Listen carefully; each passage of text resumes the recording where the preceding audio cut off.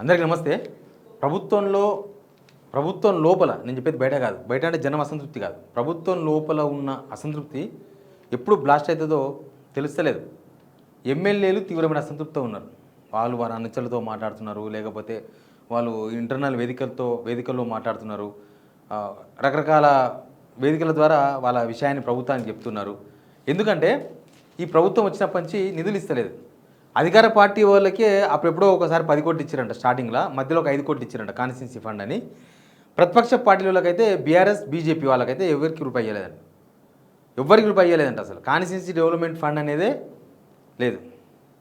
కొంత నిధులు సీఎం దగ్గర పెట్టుకొని ఆ నిధులకి వెళ్ళే ఓన్లీ కాంగ్రెస్ ఎమ్మెల్యే వరకే ఇచ్చినట్ట. కాంగ్రెస్ ఎమ్మెల్యేలకి 15 కోట్లు దేనికి సరిపోతాయి? పనులు చేయనికే లేవు, చేసిన పనులకు పైసలు లేవు. అసలు మొత్తం మామనాడు జిల్లా నుంచే ముందు బాంబ్ బ్లాస్ట్ జరిగేటట్టుంది. సొంత జిల్లా, సీఎం సొంత జిల్లా నుంచే. ఎందుకంటే అక్కడ ఎమ్మెల్యేలే కొంత అగ్రెసివ్గా ఉన్నారు. ఎవరైనా కావచ్చు, వాళ్ళు ఇంతకుముందు మీటింగ్ పెట్టుకున్న వాళ్ళు కావచ్చు, ఎవరైనా కావచ్చు. వాళ్ళే అసలు దీక్ష చేస్తే ఎట్లుంటుంది అని ఆలోచన చేస్తున్నారట. దీక్ష సొంత ప్రభుత్వంలోని సొంత పార్టీ ఎమ్మెల్యేలు నిధుల కోసం, కాన్స్టిట్యున్సీ డెవలప్మెంట్ కోసం, నిధుల కోసం దీక్ష చేయాలన్న ఆలోచన చేస్తున్నారంట. వాళ్ళ అనుచరులతో చెప్పుకుంటున్న మాటలు. ఏం జరుగుతుంది అసలు గవర్నమెంట్లో? ముందు సబ్స్క్రైబ్ చేయండి, షేర్ కూడా చేయండి. నిజానికి గవర్నమెంట్ వచ్చింది 10 సంవత్సరాల తర్వాత, చాలా హామీలు ఇచ్చి వచ్చిండ్రు. డెవలప్మెంట్ కూడా జరుగుతుందని అందరు ఆశిస్తారు. హామీలు అమలు చేయలేదు. ఏదో ఒకటి కొన్నిసార్లు ఉంటుంది. నిధులు హామీలకు బాగా అమలు చేస్తున్నప్పుడు కొంత డెవలప్మెంట్ కుంటుపడుతుంది. డెవలప్మెంట్ బాగా పోతున్నప్పుడు హామీలు కొంత కుంటుపడతాయి. కానీ ఈ గవర్నమెంట్లో 2 కుంటుపడ్డాయి. హామీలు డమాల్, డెవలప్మెంటు డమాల్. రేవంత్ రెడ్డిది ఏముంటుంది అన్న బహిరంగ సభలు పెడితే పోయి ఒక పెద్ద డి అంటే డి టైపు సెక్యూరిటీ కథ కార్ఖానా, ఎవరిని కలిసేది లేదు, ఎవరిని వచ్చేది లేదు. అది ఫ్యాషన్ షోలో వేస్తారు కదా, ఇట్లా పొడవుగా వేస్తే పోయి అందరు హలో హలో అని చెప్పి ఇట్లా వాళ్ళు ఎవరు అడగరు. కానీ ఎమ్మెల్యేని అడుగుతారు అందరూ. ఏమేమి రోడ్ ఎట్లా, రోడ్లు బుక్కలు పడితే రోడ్లు కూడా పూడ్చకపోతే ఎట్లా? ఎండాకాలంలో రోడ్లు పూడ్చాలి కదా. రోడ్లు కూడా పూడ్చే పరిస్థితులు లేవు. చాలా చోట్ల పనులు చేసిన కాంట్రాక్టర్లకు బిల్లులు లేవు. మళ్ళీ ఎవరు చేస్తారు? ఎవరు చేసే పరిస్థితుల్లో లేరు. పనులు మధ్యనే ఆపేస్తున్నారు కాంట్రాక్టర్లు, పైసలు వచ్చినాక చేద్దామని. అక్కడెక్కడో ఎందుకు? హైదరాబాద్లో కూడా సేమ్ సిచ్యువేషన్. కాంట్రాక్టర్లు ఏం చేస్తున్నారంటే కొంత వర్క్ స్టార్ట్ చేస్తున్నారు. ప్రెషర్ పెరగాలి కదా, పని స్టార్ట్ చేయకపోతే ఆయన తీయరు. మంచి మెయిన్ రోడ్ చూసుకొని మంచిగా గుంత తవ్వుతారు, మంచిగా పెద్దది గుంత తవ్వి అప్పటికి ఏదో 1-2 రోజులు అయితే ట్రాఫిక్ డైవర్షన్ అవి చేయొచ్చు పోలీసు వాళ్ళు. కానీ తర్వాత ఏం చేస్తున్నారు? మాకు డబ్బులు వచ్చినాకనే, ఫుల్గా అమౌంట్ వచ్చినాకనే ఇది చేస్తామని చెప్పి వదిలేస్తున్నారు. ఇక అది వారం కానీ 15 రోజులు కానీ 20 రోజులు కానీ ఇంకా ట్రాఫిక్ గల్లీలో పూట తిరగాల్సిందే. మెయిన్ రోడ్ మొత్తం బ్లాక్. ఇది కాంట్రాక్టర్లు గవర్నమెంట్ చేస్తున్న బ్లాక్ మెయిల్. ఎందుకంటే వీళ్ళు డబ్బులు ఇయ్యారని. వీళ్ళు డబ్బులు ఇయ్యరు, పని పూర్తయితే డబ్బులు ఇయ్యరు. కొంతమంది అయితే వరల్డ్ బ్యాంకే లేఖ రాసిరు. ఎల్లారెడ్డి ఎమ్మెల్యే తెలుసు కదా, 100 కోట్ల కోసం మాకు తుఫాన్ వచ్చింది, రైతులకు ఆదుకోనికి పైసలు లేవు, రోడ్లు ఖరాబ్ అయినాయి, 100 కోట్లు ఇవ్వమని రాసింది. ఇవన్నీ బాహాటంగా మనకు జరిగినాయి. జడ్చర్ల ఎమ్మెల్యే అనుతున్నట్టు అయితే ఏకంగా మీటింగే పెట్టిండు కదా. మీటింగ్ పెట్టి అప్పట్లో 30% కమిషన్ అవన్నీ తెలిసేసింది.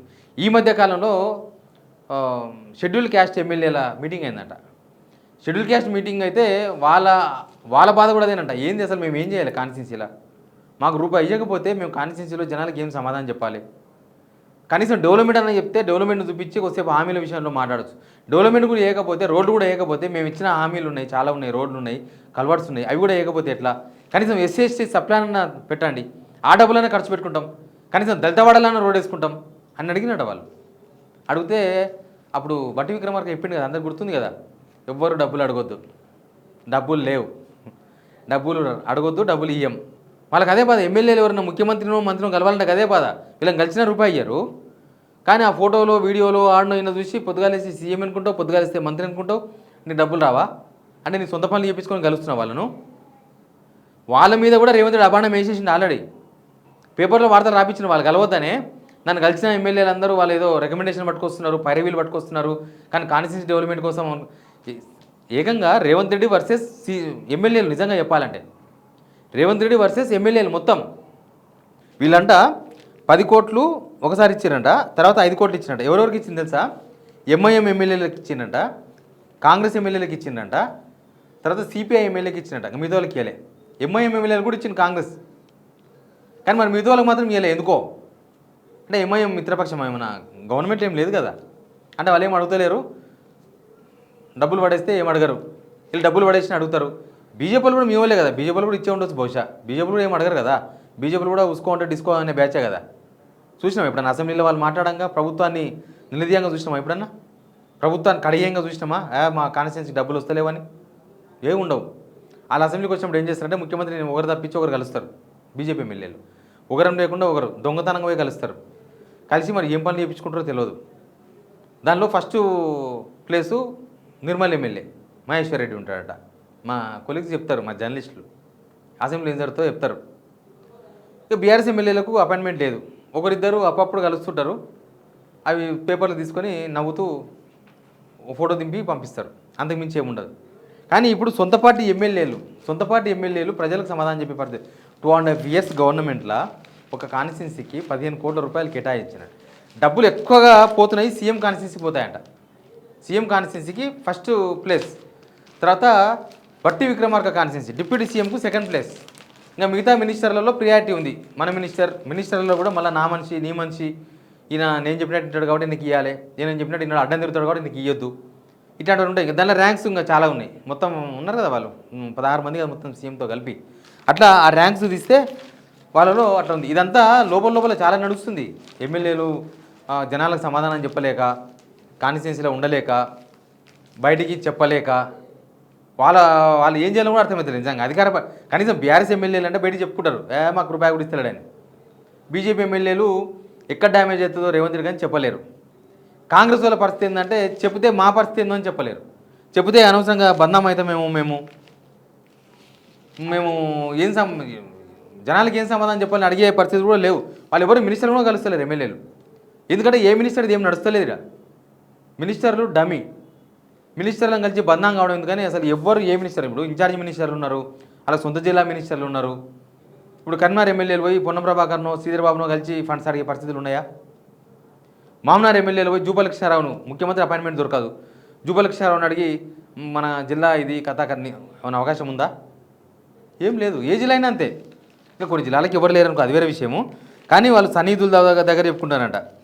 అరే వాళ్ళకేమో సీఎం కాన్స్టిట్యున్సీకి డిప్యూటీ సీఎం కాన్స్టిట్యున్సీకి 100 కోట్లు పోతాయి, మిగతా మినిస్టర్లకు కూడా 10 కోట్లలో పోతాయి. కానీ ఎమ్మెల్యేలకు ఇచ్చడానికనే లేదు, అప్లపాలైన డబ్బులు అని సేమ్ జనాలకు ఏం చెప్తున్నారో వాళ్ళకి ఇంకా దారుణంగా చెప్తున్నట్టున్నారు ఎమ్మెల్యేలకు. కానీ ఇది ఓవరాల్గా ప్రభుత్వ అసమర్థత, ఎమ్మెల్యేల అసమర్థత, ముఖ్యమంత్రి అసమర్థత, ఇది అందరి మీద ఉంటుంది. ప్రభుత్వం ఇవ్వలేదంత మాత్రాన ఎమ్మెల్యేలు మంచోళ్ళు కాబట్టి ఎమ్మెల్యేలు సింపతి ఏం రాదు కాన్స్టిట్యున్సీలో. ఇంకా తీరి మీద ఉంటారు జనం. ఈయన మా ఎమ్మెల్యే ఏం తెస్తలేడు, వాళ్ళకి ప్రభుత్వం అంటే ఎమ్మెల్యేనే. ఎమ్మెల్యే తెస్తాడంటే ప్రభుత్వం ఇవ్వలేదని అర్థం. లోకల్ జనాలకు ఎమ్మెల్యేనే ప్రభుత్వం. ఎమ్మెల్యే చేతులు ఎత్తేస్తే మరి కాన్స్టిట్యున్సీ ఏరియా డెవలప్ అవుతుంది. అది వాళ్ళ అసమర్థత అని అనుకుంటారు తప్ప వాళ్ళు ఇంకోటి అనుకోరు కదా. ఇది రేవంత్ రెడ్డి ప్రభుత్వంలో అందరు ఎట్లా సిస్టమ్ ఎట్లా ఫెయిల్ అయింది చెప్పడానికి ఈ వార్త. అసలు తెలంగాణ ఎట్లా ఫెయిల్ అవుతుంది, తెలంగాణ డెవలప్మెంట్ ఎట్లా ఫెయిల్ అవుతుంది, తెలంగాణ స్కీమ్స్ ఎట్లా ఫెయిల్ అవుతున్నాయి, ఫైనల్గా తెలంగాణ ప్రజలు ఎట్లా ఫెయిల్ అవుతున్నారు. ఒక్కడే మొత్తం అందరినీ ఫెయిల్ చేసి పడేసిండు. ఒక్కరే, ఎవరొక్కరు, ముఖ్యమంత్రి రేవంత్ రెడ్డి ఒక్కడే చూసిండ్రా అంటారు కదా. అదేదో పోల్చకూడదు కానీ మనకు మ్యాజిక్ చేసినప్పుడు చూపిస్తారు. మొత్తం వైట్ వాటర్ మంచి నీళ్ళతోనే ఉన్న ఒక గ్లాస్ చిన్న బాక్స్ లాగా కనిపిస్తుంది.